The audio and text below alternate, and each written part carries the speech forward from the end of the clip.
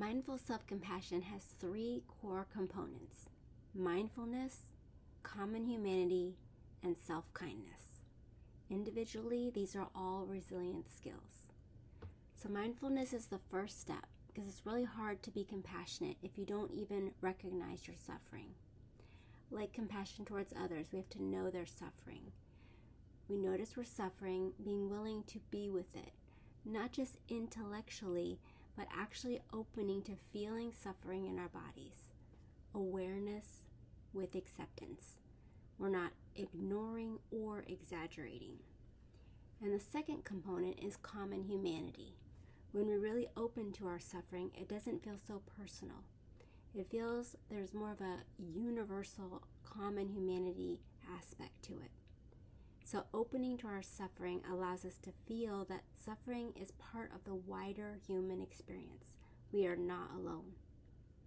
Connectedness, extending awareness to all beings, knowing that everyone goes through difficult experiences.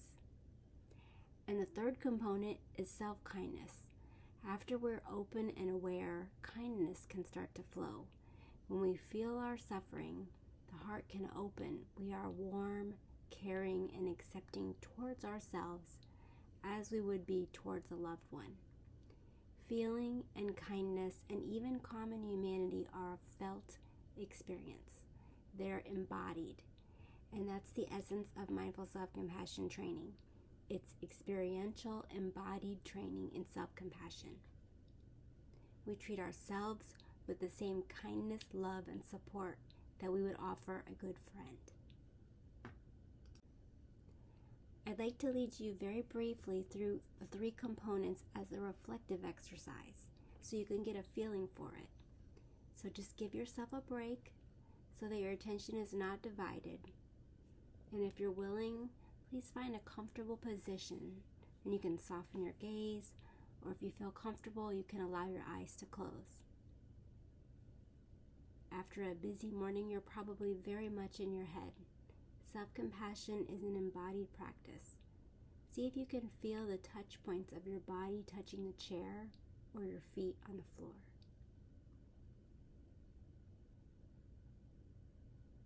Maybe even feel the gentle rhythm of your body breathing.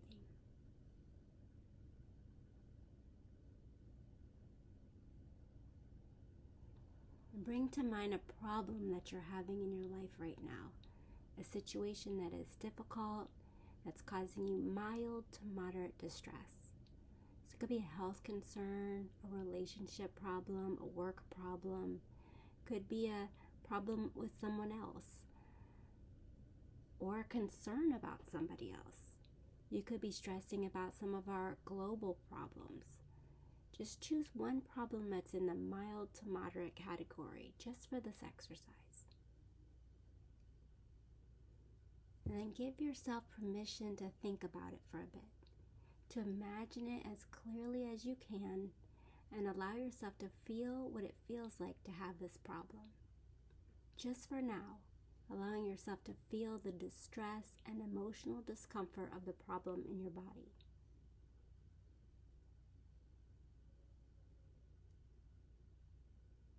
And then just validating for yourself, this is hard.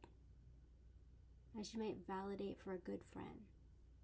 This is a moment of suffering. Ouch, this hurts, this stress. And also noticing where in your body you feel the distress the most. Maybe there's some tension in your face, throat, your chest, or your belly when you reflect on this problem. Seeing if you can make a little room or space for just allowing it to be so, if only for this moment.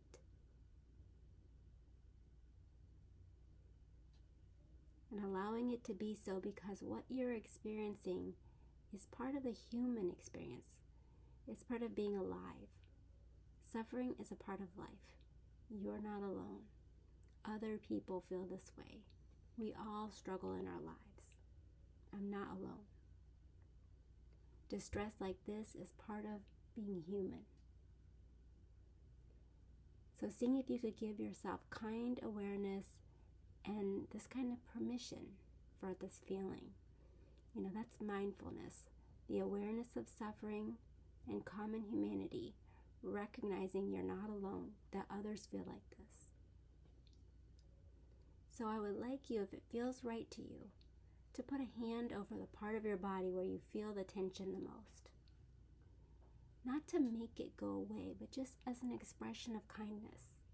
Just feeling the touch and warmth of your hand. Or you can adopt the soothing or supportive touch that feels right for you. Could be putting your hand on your heart, rubbing your arms together. And now imagine someone were to come into your room, someone who knows you and loves you very much, and were to whisper something in your ear, the thing that would make you say, "Oh, thank you." What would those words be? What would you like to hear? Right now, with this problem in your life, what do you need to hear?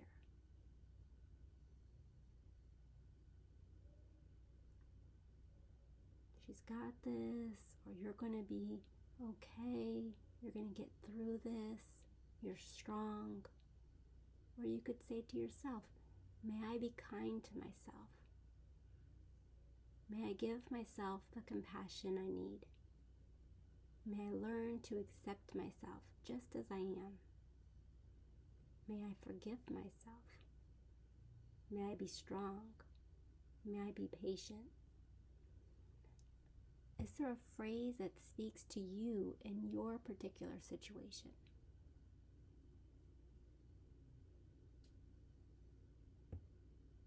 Now just continuing as you feel the hand on your body, the sense of touch, continuing to allow these words to roll through your mind, the words that you need to hear.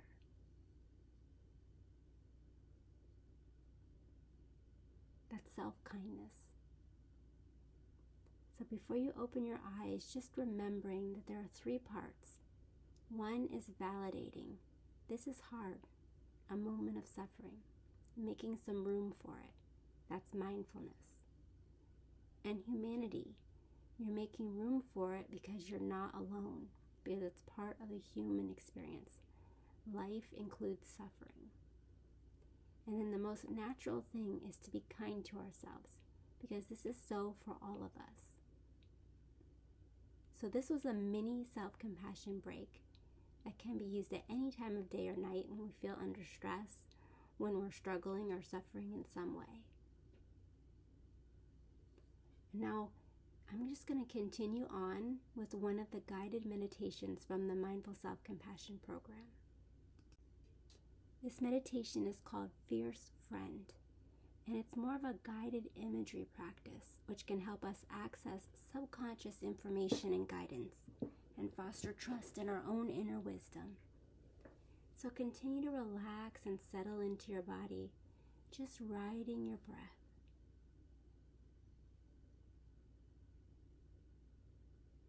With gentle kindness, I invite you to imagine that you are in a very special place, a place that is safe and peaceful and as comfortable as possible for you. It might be a cozy room with a fire. Maybe you're on a beach with a warm sun. Or perhaps you're in a forest. It might be an imaginary place, on a cloud, really anywhere where you feel peaceful, safe, and content. So choosing one and letting the image form.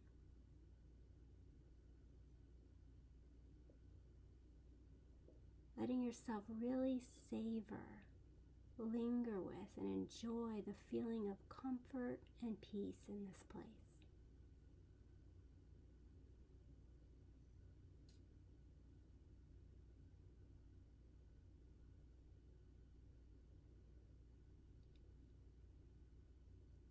Appreciating the scene with all of your senses.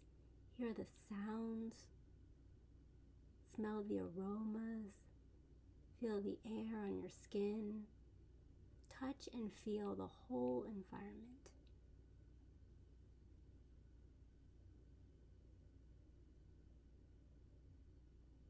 You might notice what you're wearing, if you have anything on your feet. Notice the time of year and the time of day. Notice how old you are.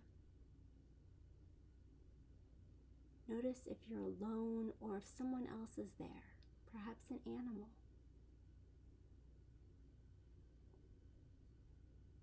If there's anything you need to bring into that place or remove from that place to make you as comfortable as possible.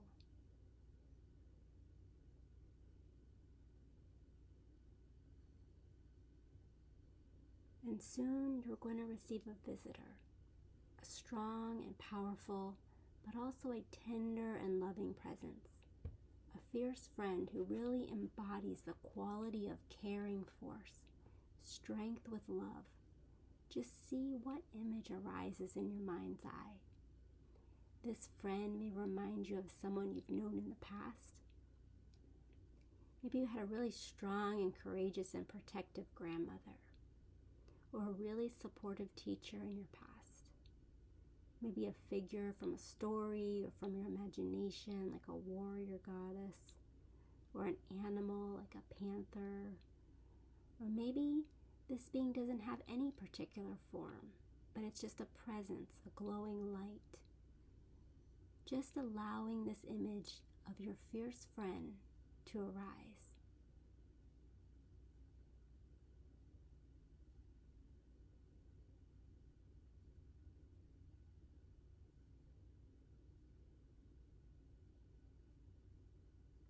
And trying to visualize your friend in as much detail as possible, but also without overthinking it. And so your friend is going to visit you, and you have a choice. You can either go out of your safe place and meet your friend somewhere else, or you can invite them in, whatever feels right to you.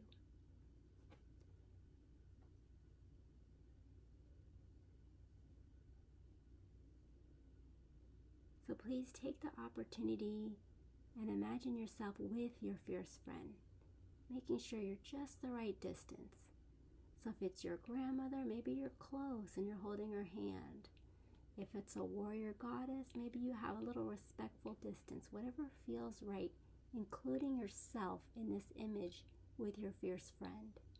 And see if you can allow yourself to experience what it's like to be in the company of this being. Really feeling their bravery, their courage, their determination, their power, and also feeling how loved and cared for and protected you feel.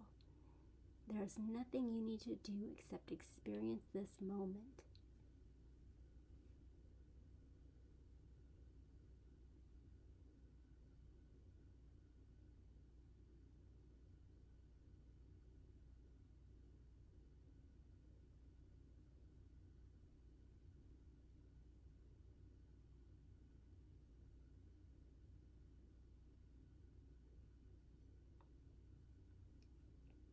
And of course, this friend is very wise, perhaps even all-knowing, and sees clearly and understands exactly what's going on in your life right now, and also understands you, your history, your areas of strength and weakness, your patterns.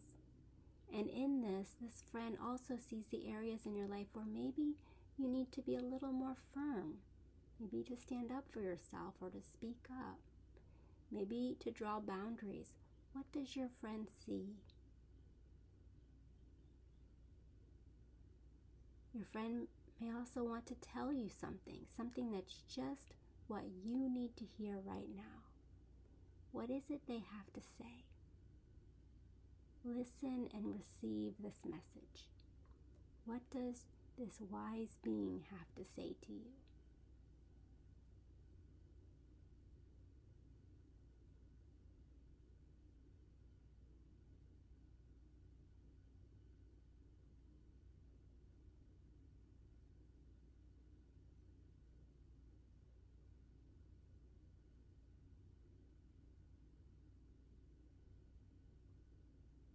And your friend may also want to give you a gift, some object that symbolizes caring force. Maybe it just materializes in your hands. What is it? If there's no gift, maybe even if no words come, that's okay.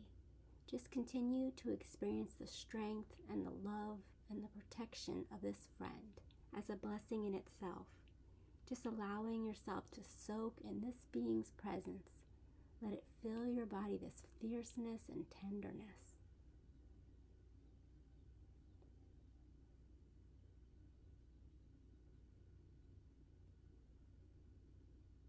And also allowing yourself to realize that this fierce friend is actually a part of you. All the feelings, images, words that you experience are flowing from your own fierce and tender heart. Comes from you.